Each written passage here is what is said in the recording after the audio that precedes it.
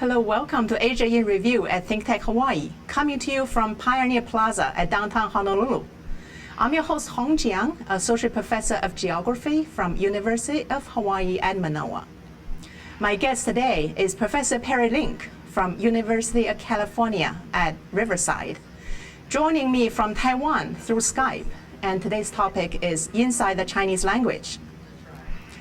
Professor Perry Link is Chancellorial Chair Professor for Innovative Teaching Across Disciplines at University of California, Riverside.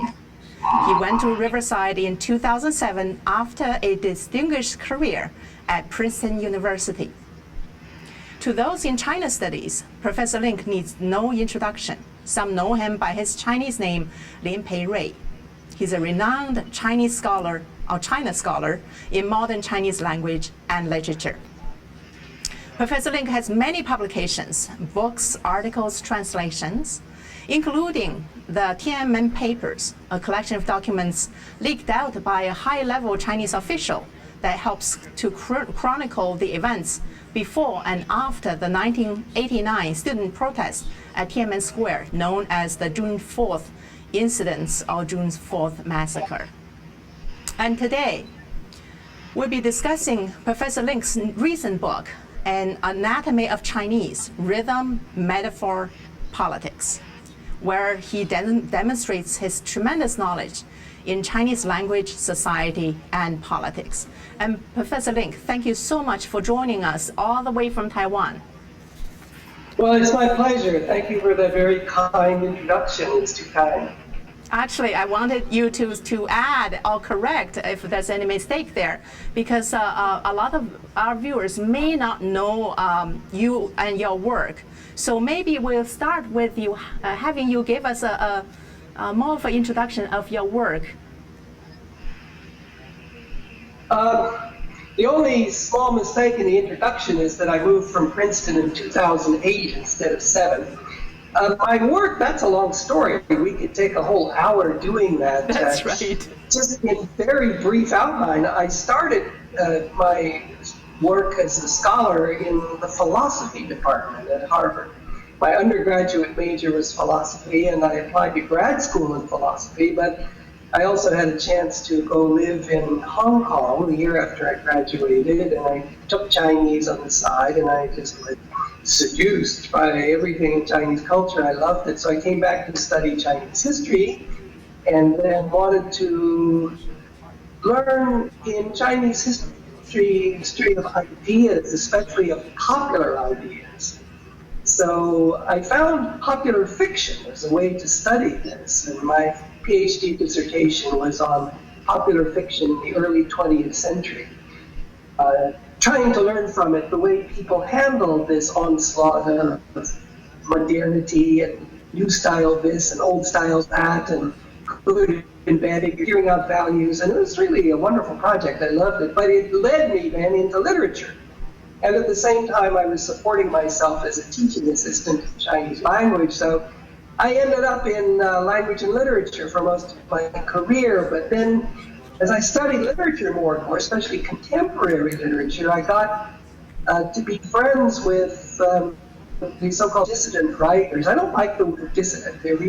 They speak for the majority, these people do. And what's peculiar about them is that they are willing to stand forth and risk their own safety in order to tell the truth. So they're not really fringe elements the way the word dissident implies.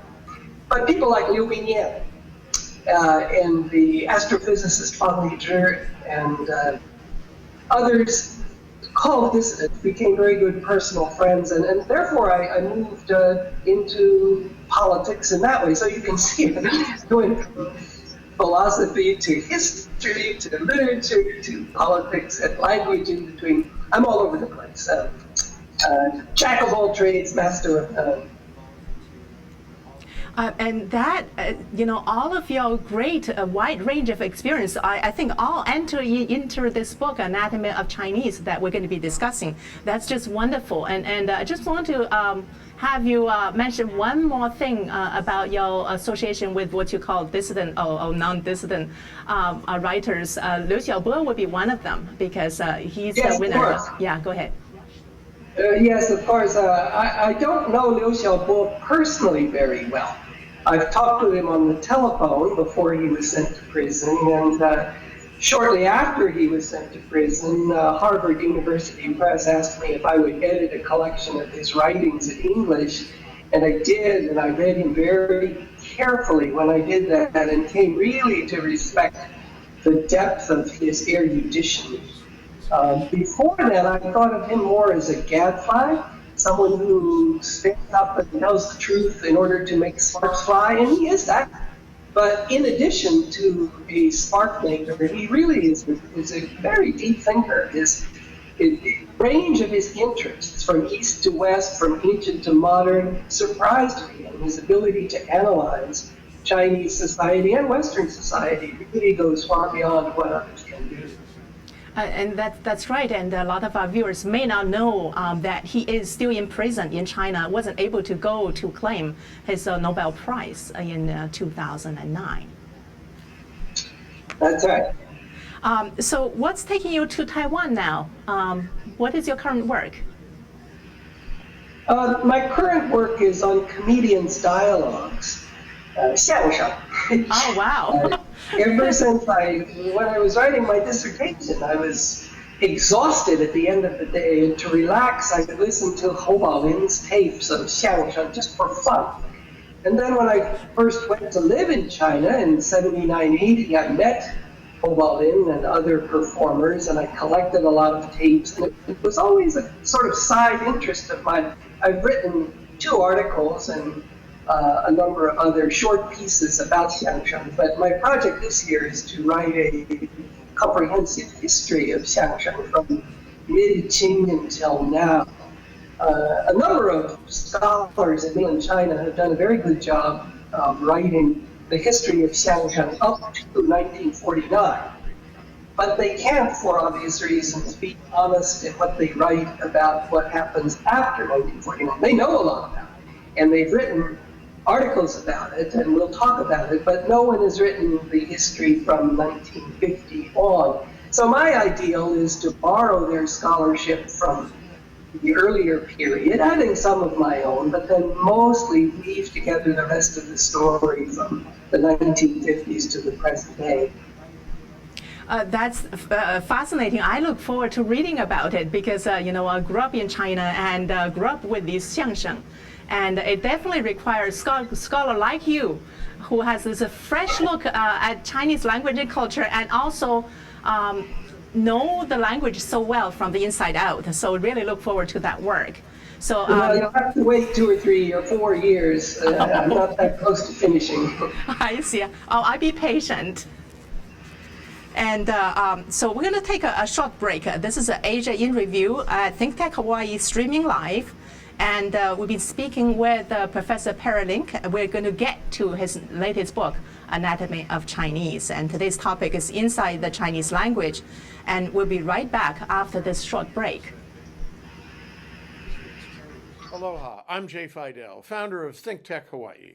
We are a digital media nonprofit that covers things that matter to tech, energy, diversification, globalism, and progress for our state, the state of Hawaii. We broadcast on community television and on Oceanic Cable Channel 16. We also stream our shows and interviews live on the internet as both radio and video, and of course we post them here on YouTube.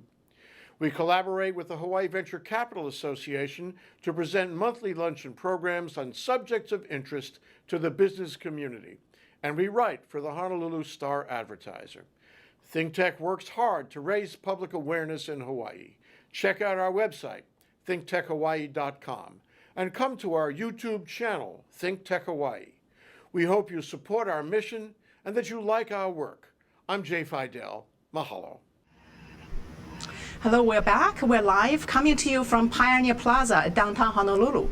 I'm your host, Hong Jiang, and this is Asia in Review at ThinkTech Hawaii.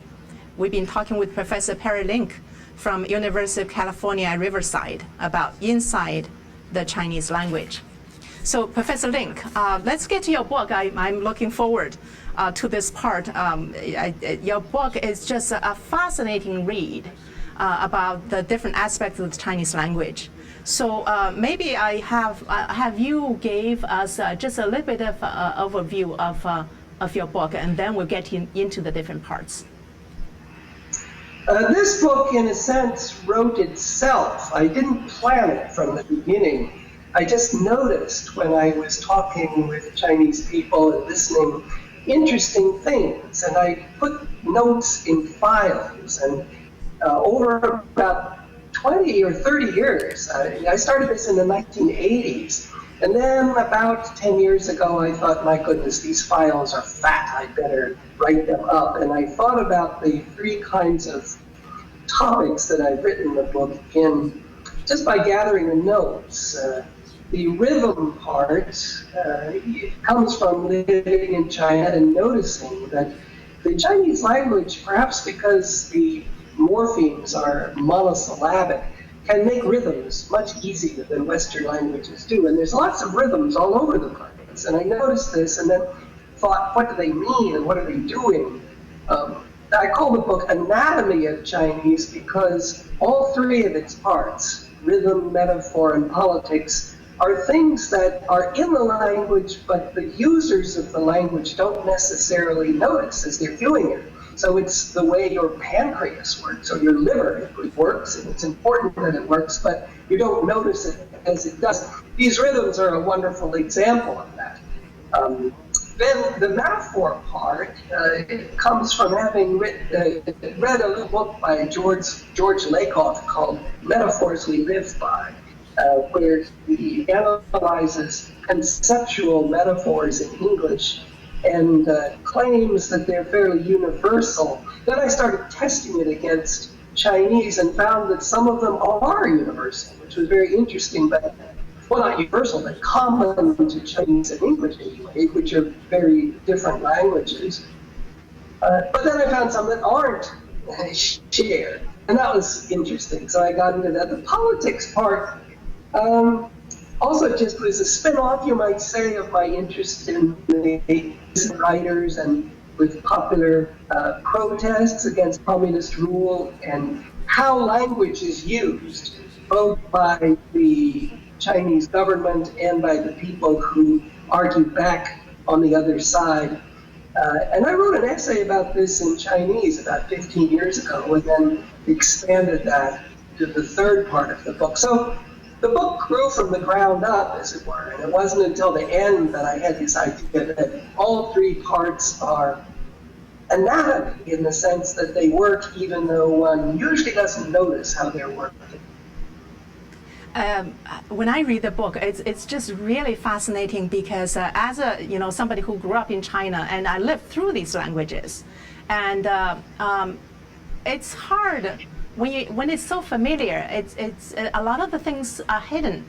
So I think it takes an intellectual mind and a fresh look like you to actually get into these the anatomy or analysis of the Chinese language, and it definitely gave me just fascinating new lights about the Chinese language. So in today's interview, we're not going to be able to have a fair treatment of this masterful work because of the time limit.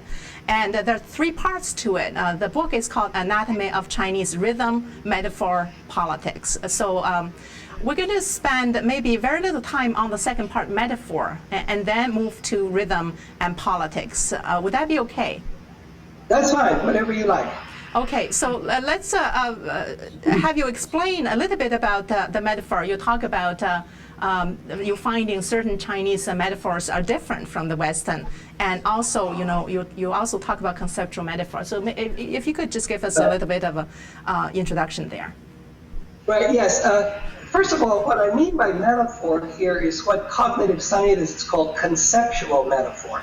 I'm not talking about artistic metaphor that good writers use. I love that kind of thing and could have written about that, but I'm not writing about that. I'm writing about in ordinary language, in daily life, in any language, we use metaphors to communicate. For example, in English, we can, if we oppose an idea, we can say we shot it down. And a general metaphor of argument is battle holds. You can fight back in an argument and so on. One of the metaphors I found that isn't the same in Chinese and English has to do with consciousness. In English and in many Western languages, to go unconscious is to go down, and conscious is up. So you wake up, but you fall asleep. And when Mr. Freud comes along with his other mentality, it's a subconscious. It goes down. Now in Chinese, of course, in modern Chinese, we borrow the English uses and say 下意识, subconscious, but that's a borrowing from the West. In original Chinese, if you go back to pre-Western influence times, there was no up and down in consciousness. You cross over a line in the same plane. In Chinese, when you wake up, you don't go up, you cross. You 醒过来. And when you faint, you go across the line, 晕过去, not up or down. So there's a clear example where Mr. Lakoff's hypothesis isn't correct. The languages can have quite different conceptual metaphors. I found in things like using time, using space as a metaphor for time, that is a long time, and to move forward toward the future, and to look backward. That kind of metaphor is uncannily similar in Chinese and in English. And you cannot say that it's because of borrowing, because it's deep in Chinese culture and deep in Western culture. So in that kind of example, one has good grounds, I think, for saying that there's something about the human mind that tends to use this kind of conceptual metaphor. Of course, Immanuel Kant said that space and time are synthetic a priori categories of the pure understanding, and any human brain will have to view them that way. Some of the metaphors I find, I think, do fall into that category. They're just part of our hard wiring as humans, but some are culturally different.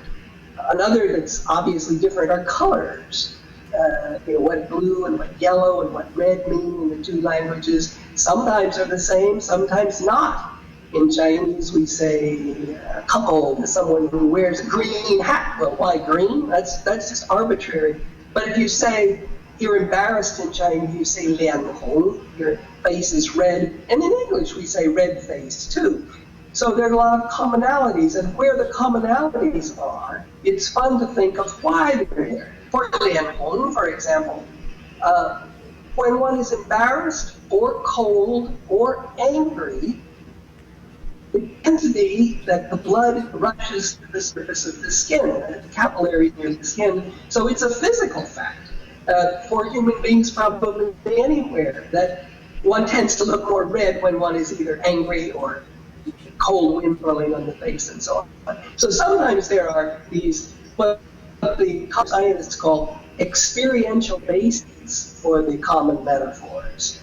In many languages, for example, up means more. Now, originally, the concept of higher and the concept of more are not the same. They're different concepts, right? But in most languages, they are the same.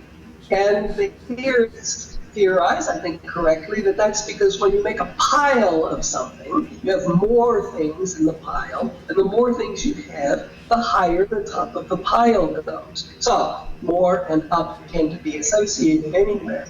So that whole chapter that's really my favorite chapter. I really get into some curlicues of the two languages, English and Chinese, in that section. That's great, and I actually really enjoyed that chapter, although I said we'll spend less time on it, just because, there's so much to the book. That we can discuss, especially some things that may kind of be more easily receptible by our viewers. But like I said, Sure. In my email to you, this the time and space and geography and the different metaphors are actually really, really fascinating. So I really invite the viewers to read the book, and you'll find more. So let's move to rhythms, because that's where it's another fascinating thing about the rhythm, the importance of rhythm in Chinese language. And it's probably a challenge to get to some of those examples, but can you try Sure, to explain that? Yeah. I mentioned a moment ago that Chinese morphemes are monosyllabic. It's easy to go bum, bum, bum, bum, bum, bum in Chinese in a way that in inflected Indo-European languages, it's much more difficult to have such steady rhythms. And this is my theory for why in daily life Chinese, rhythms appear a lot more than they do in daily life American English, for example. I'll give you an example. When I first lived in Beijing, I lived in the Friendship Hotel, and I went out one day, and across the street, there was a banner held across the top of the street that said, 高高兴兴出城走，安安全全回家来. And you can, even if you don't know Chinese, you can hear the rhythm there. Ta ta ta ta ta ta ta ta ta ta ta ta ta ta. And that rhythm, we call in literary theory the 7-word rhythm, the Qian rhythm, because it's very pervasive in Chinese culture, going back at least 2,000 years, pervading poetry and folk songs and everything. And here it was on a banner across the street in 1979 in communist China, and I was interested. Then I crossed the street, and the sign that warns you to cross the street carefully says, 一看二慢三通过. First look, and then go slowly, and then cross the street. And it's in that same ta-ta-ta-ta-ta-ta-ta rhythm. Imagine, if you will, what it would be like in Honolulu or New York or Los Angeles if the street sign told you in rhythm what to do. Americans would find that odd, almost frightening, almost, I think. But it's common in Chinese. Then I cross the street, and there's a public toilet on the other side of the street. And the sign outside the public toilet says, 禁止随地大小便. It's prohibited just to relieve yourself wherever you like, meaning, come inside the toilet and do it properly. So a very ordinary, almost vulgar message is communicated again in the rhythm. 禁止随地大小便 is ta ta ta ta ta ta ta. So I noticed these rhythms all over the place.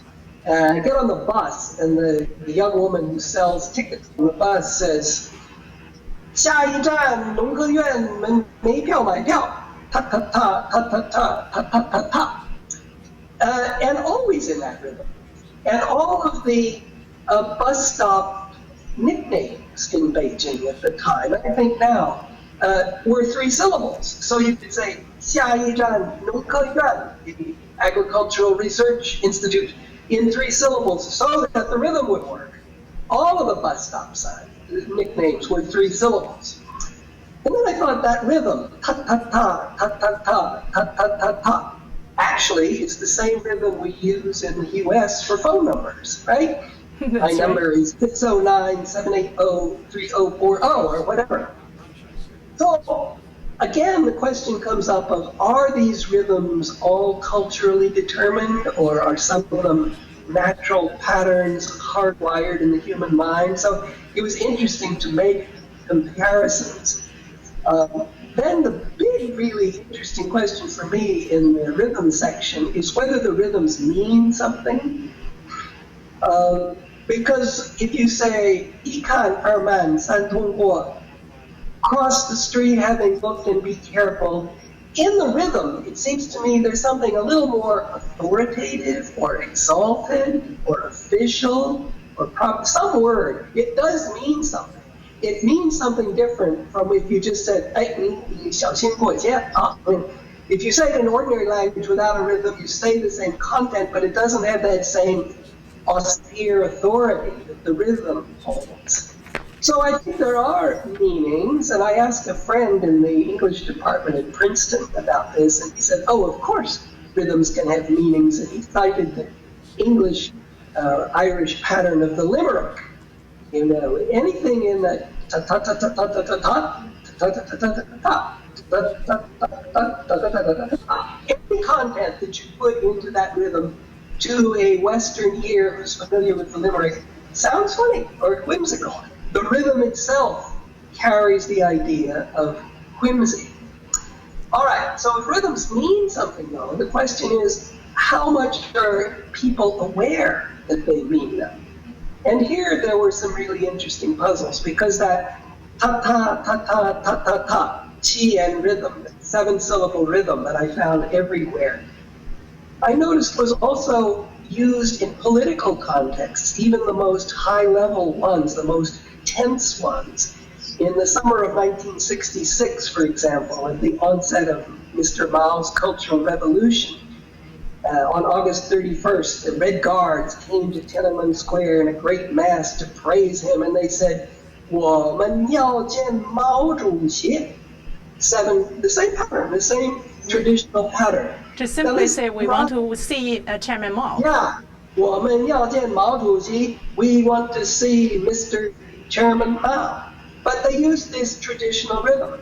And what's ironic there is that one of Mao's slogans at the time was to 破四旧, get rid of the four olds. Old habits, old customs, old this, old that. And yet, the young people who were praising him were using an old habit and an old custom to do it.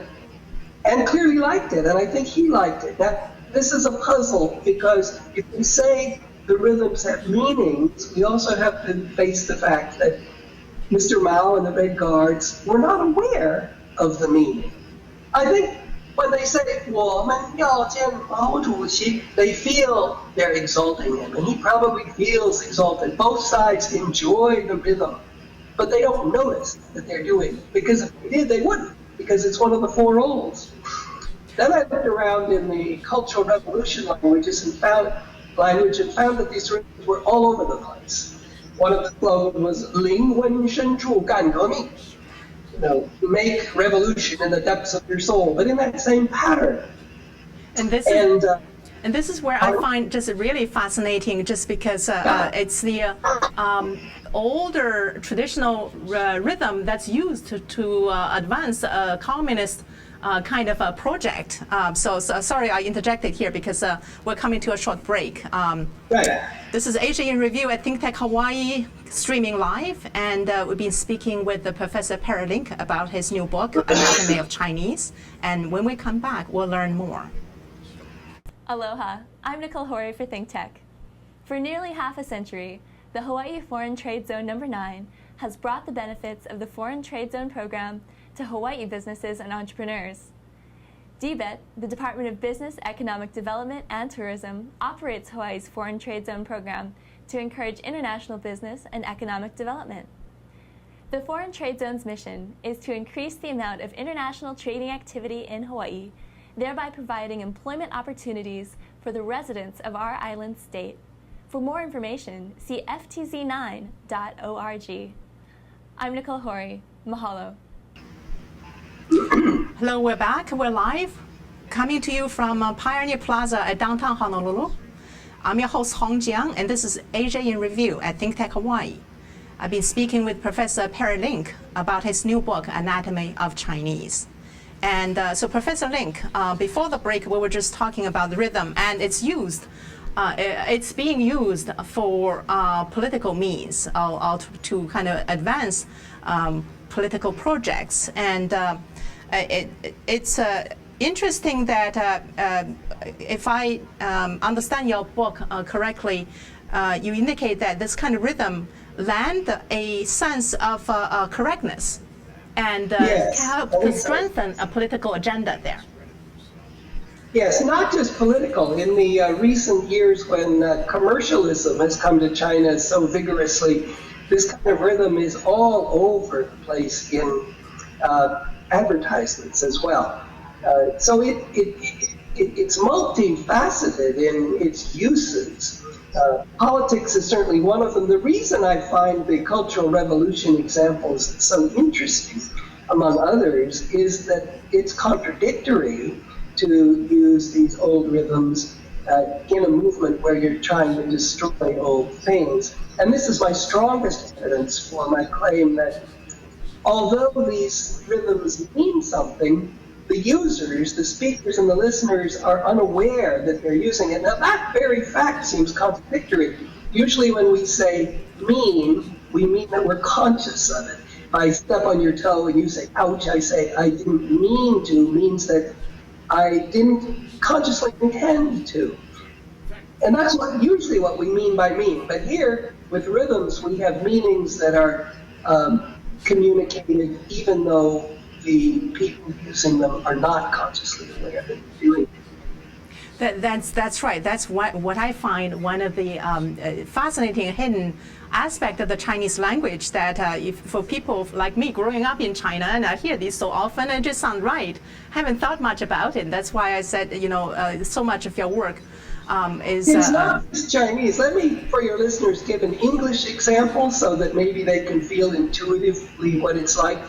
In English, if you go to the mall and you had a bad day, you might say, first it rained, and then I couldn't find my car, and then my umbrella broke, and then... So you have this rhythm that goes, it's got rhythm and a pitch in it. It goes ta-ta-ta-ta, ta-ta-ta-ta, ta-ta-ta-ta. That kind of rhythm in English, in American English, tells you a number of things. First of all, I'm giving you a list of things. Number two, the list is indefinitely long. I can keep going as long as it makes sense. And third, usually, but not always, it's an irritating list. You don't use that rhythm when you're especially happy. Mm-hmm. So there is an example in English of what is much, much more common in Chinese, the use of rhythms to convey meanings.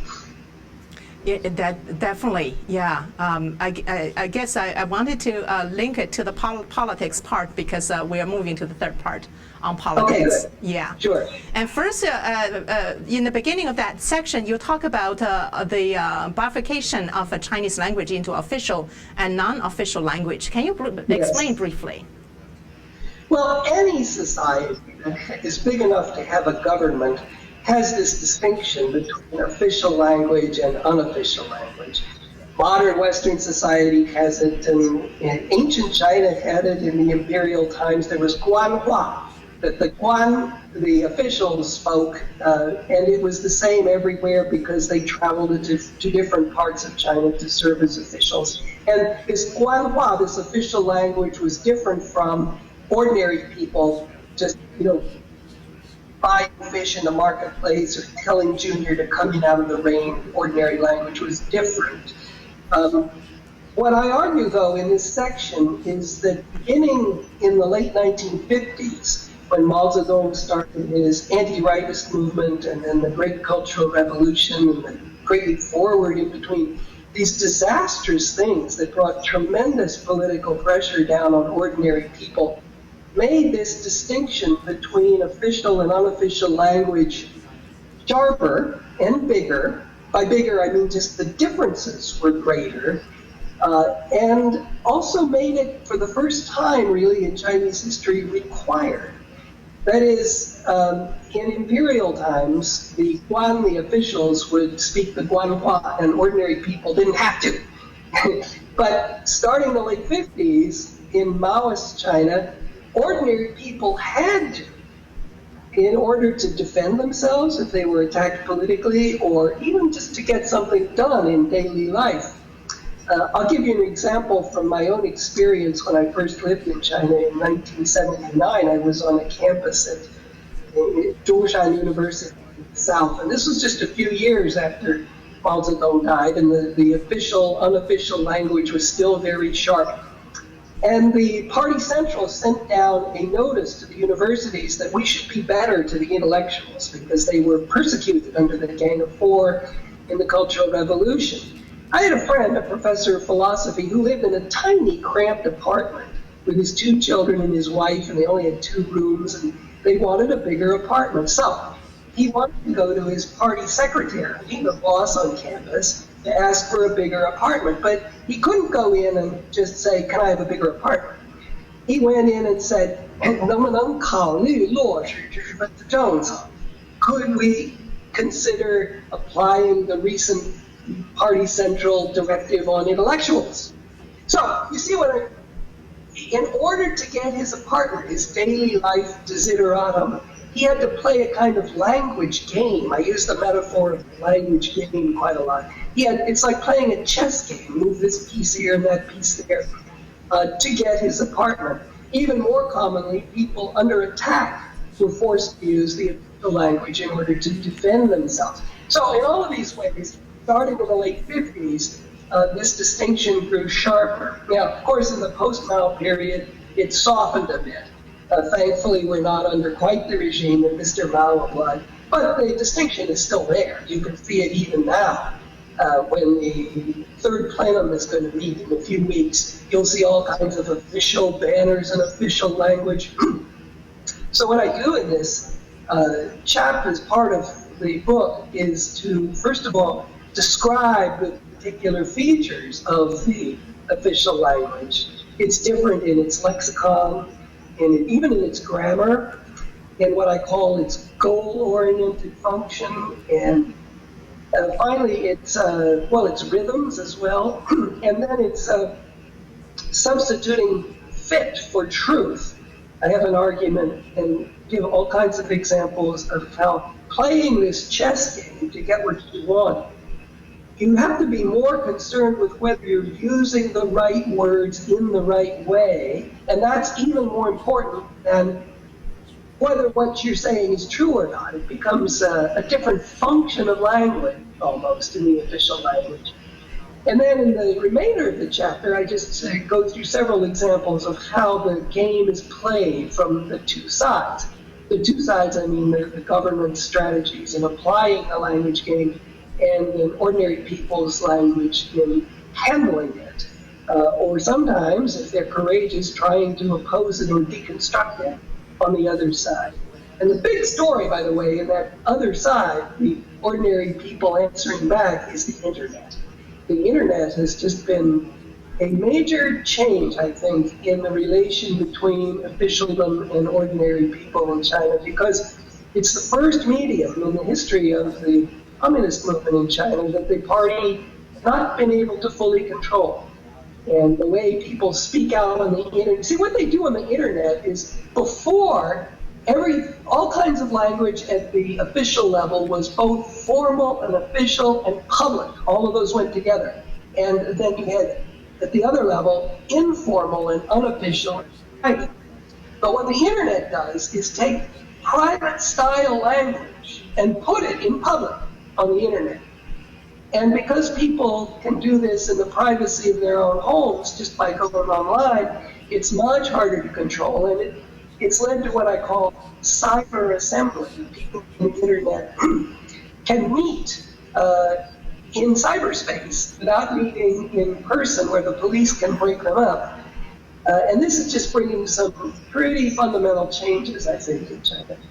And that's definitely a great sign of hope. And before we start the next break, I wanted to just get into just a little bit more into some of the examples you gave in terms of the official language. There are different metaphors they use, a stage metaphor, military metaphor, medical metaphor, and one of the things you talk about is vagueness. And I want to bring this up as a question and have you come back the break and give us some more insight about it. And that is that the word China is used often in the Chinese media, in the Chinese official language, and the separating whether it refers to the Chinese state, the Communist Party, elite within the party, all the people. So here I quote your work. Young people are trained to equate love the country with love the party. And I also am reminded of your article in Washington Post last year on America's outdated view of China. So when we come back, we'd like to have you elaborate a little bit more on that one.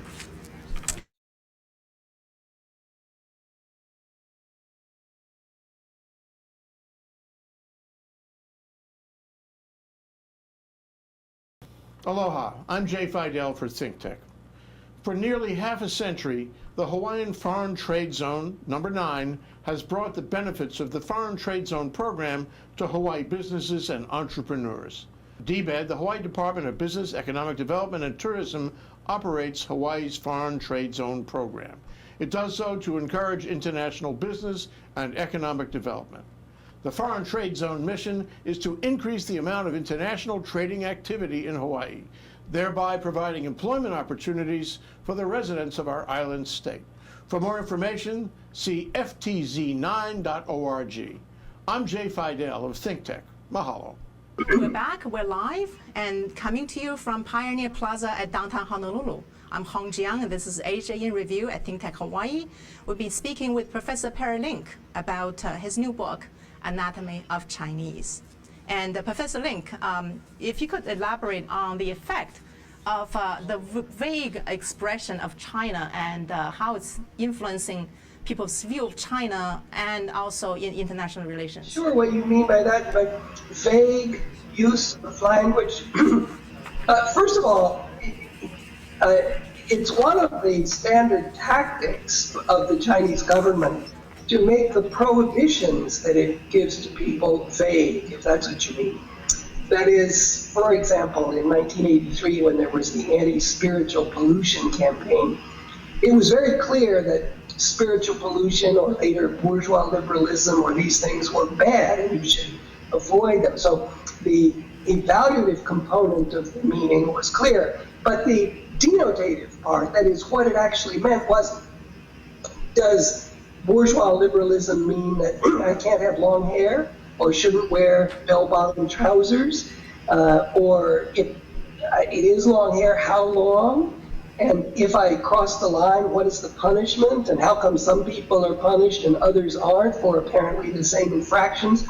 All of this is deliberately left vague. And the reason for that is, if you don't know where the borderline is, then you tend to censor yourself even more. You'd be afraid to go in any direction very far. I've received this kind of vagueness myself because since 1996 I've been on a government blacklist. I can't get a visa to go to China, and a couple of times I've gone through friends in order to ask, what's the reason? And they come back with the answer, 你自己明白, you yourself know the reason. Well, okay, this is another example of, it's clear that I've done something wrong, so the evaluative component is clear, but the denotative component isn't. I don't know why. It's a very standard tactic in Chinese communist culture. It goes back to the 30s and 40s even, and it's using vagueness in order to induce self-censorship in people who are led to fear that they're doing something wrong but don't know where the border is. And that is just so true in terms of even Chinese intellectuals, that people self-censor because they know something there's certain lines they can't cross, but then they don't know where the line is, and they become very, very cautious. And speaking of y'all being barred from going to China, I want to mention this part on your book, page 283. You talk about the working on Tiananmen papers and what Chinese leader then Jiang Zemin commented about this work, and because it's documents leaked out by a high-level Chinese official about chronicling what happened around the Tiananmen Square massacre in 1989. And here I quote what Jiang Zemin said: "People of ill will who wish to overthrow the communist government, Communist Party, and the socialist system were hiding in high places inside the party." And here also Jiang Zemin said, the editors of this book, here I quote, "are by no means pure and independent scholars. They wear the overcoats of scholars in order to use scholarly status while they work for the CIA." So what's your reaction to this? That, in my book, is one of my examples for showing that the use of language in the system, in the Communist Party system, is not to tell truth or falsity, but to achieve a goal. Because when Jiang Zemin says to the Politburo, if this leaked document is accurate, he made that statement to the very top level leaders in the Politburo, that Andrew Nathan, my friend, and I, and the others who worked on the Tiananmen papers really worked for the CIA. And when I heard that, I thought, can it be that the leader of the largest country in the world really is so poorly informed? See, I don't work for any government. I've never worked for any part of the US government. So is he misinformed? And that's frightening. On the other hand, does he not believe it himself? And is he saying it anyway to his other top leaders? That too was a bit frightening. So at the time, this was in the early 90s at Princeton, there was a gathering of refugees from the Tiananmen massacre there at Princeton. All high-level kinds of former officials or writers, Liu Bingyan and Lan Ning and Chen Yizi and Su Xiaokang, Su Shaozhi, a lot of them were there. And I did a little poll. I said, do you think Jiang Zemin, when he said that Perry Link works for the CIA, believed it or not? And about half of them said, yeah, he probably did believe it because the people below him who supply information want to tell him what they think he wants to hear, and so he gets misinformed. Others said, no, he probably doesn't believe it, but even at that top level, you have to guard your own interests. You better just stay on the safe side by saying these more extreme things. But what really impressed me was the answer of my friend Su Xiaokang, which I thought was the most profound answer anyone gave me.